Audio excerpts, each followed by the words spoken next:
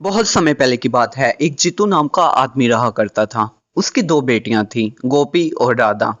गोपी की माँ की डेथ बचपन में ही हो जाती है, जिसके कारण वो बचपन ही से घर के सारे काम खुद किया करती थी। यहाँ तक कि वो अपनी छोटी बहन राधा को पढ़ाया करती थी और उसके सारे काम माँ के तौर पर किया करती थी। समय गुजरता है और गोपी और राधा बड़ी हो जाती हैं। गोपी के लिए अहम नामी लड़के का रिश्ता आता है और गोपी और अहम की शादी हो जाती है। समय गुजरता है और एक दिन गोपी अपने पिता और अपनी बहन से मिलने आती है और वो अपनी बहन को बताती है कि वो माँ बनने वाली है। ये सुनकर राधा बहुत खुश होती है और एक साल बाद गोपी एक बेटी को जन्म देती है। इसका नाम राधा मीरा रखती है। राधा मीरा से बहुत प्यार किया करती थी और रोजाना उससे मिलने आया करती थी। अचानक एक दिन गोपी का कार एक्सीडेंट होता है, जिसके बाद वो मर जाती है। समय गुजरता है और एक दिन अहम की माँ कोकिला उसके पास आती है और कहती है, बेटा अहम, कब तक अकेले रहोगे? आखिर एक दिन तुम्हें शादी तो करनी ही है। मीरा को भी उसकी माँ का प्यार मिल जाएगा। अहम कहता है, मीरा को कौन उसकी माँ जितना प्यार कर सकता है? तो कोकिला कहती है, बेटा मैं जानती हूँ उसकी माँ जितना तो प्यार कोई नहीं कर सकता, लेकिन उसकी माँ जैसा प्यार कर सकता है। अहम पूछता है, कौन है माँ? कोकिला बताती है, गोपी की बहन राधा। और इसके बाद कोकिला रिश्ता लेकर अगले दिन जीतू के पास चली जाती है और उसे ये सब बताती है।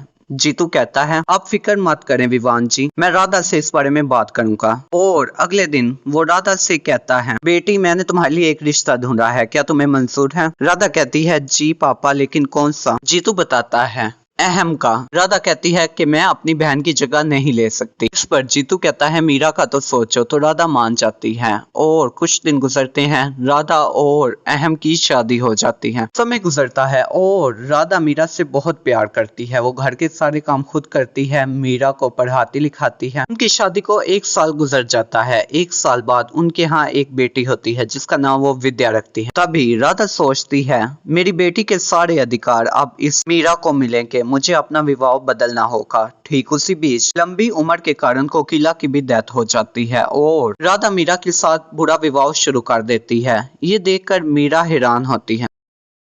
ऐसे ही एक दिन वो मीरा से घर के सारे बर्तन धुलवाती है और कहती है, ए जन्म जली नास पीटी, कब धोएगी तू बर्तन? तो मैं मेहंदी लगा रखी है क्या? मीरा कहती है, माँ मुझसे नहीं धोए जाते। तो राधा कहती है, 4 लोगों का खाना तुझसे खाया जाता है, लेकिन बर्तन तुझसे नहीं धोए जाते।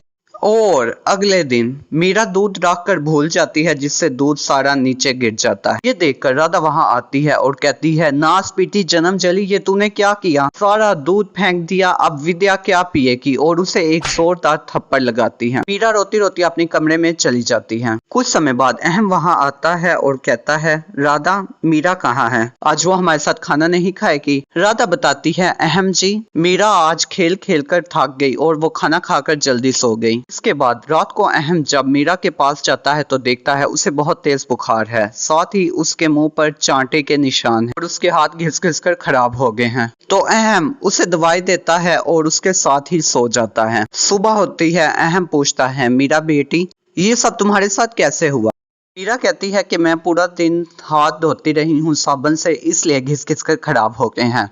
तो उसके पिता पूछते हैं कि ये तुम्हारे चेहरे पर चांटा किसने मारा? मीरा बताती है कि मैंने होमवर्क ठीक नहीं किया था तो टीचर ने मारा। अहम को कुछ गड़बड़ लगती है तो वो कहता है, मैं ऑफिस जा रहा हूँ। इसके बाद वो घर के दरवाजे के पास खड़ा हो जाता है। राधा मीरा के पास आती है और कहती है, नास पीटी जन्म जली, सारा कुछ तूने अपने पिता को बता दिया? मीरा कहती है, नहीं माँ, मैंने कुछ नहीं बताया। तो राधा कहती है, अब देख गर्म पानी में मैं कैसे तेरे हाथ खराब करती हूँ। ये देखकर फौरन अहम वहां आ जाता है और कहता है, अच्छा तो ये सब तुम कर रही थी, मुझे लगा था तुम इसे माँ जैसा प्यार करोगी, लेकिन तुम तो नागिन हो। अभी इसी वक्त निकल जाओ मेरे घर से, अपनी बच्ची को भी ले जाओ।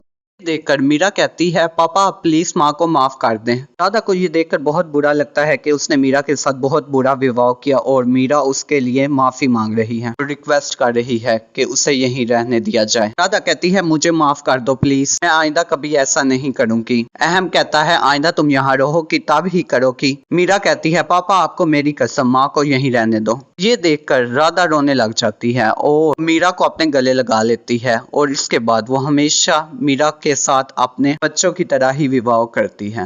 तो दोस्तों कैसी लगी आपको आज की हमारी ये स्टोरी? अगर अच्छी लगी हो तो वीडियो को लाइक कर दें और साथ ही 90% लोगों ने अब तक हमारा चैनल सब्सक्राइब नहीं किया, तो यार किसका इंतज़ार है, अभी सब्सक्राइब करें और साथ ही बेल आइकन पर ज़रूर क्लिक करें, क्योंकि हम डेली आपके लिए ऐसे इंटरेस्टिंग वीडियोस लाते रहते हैं। अपना बहुत सा ख्याल रखिए।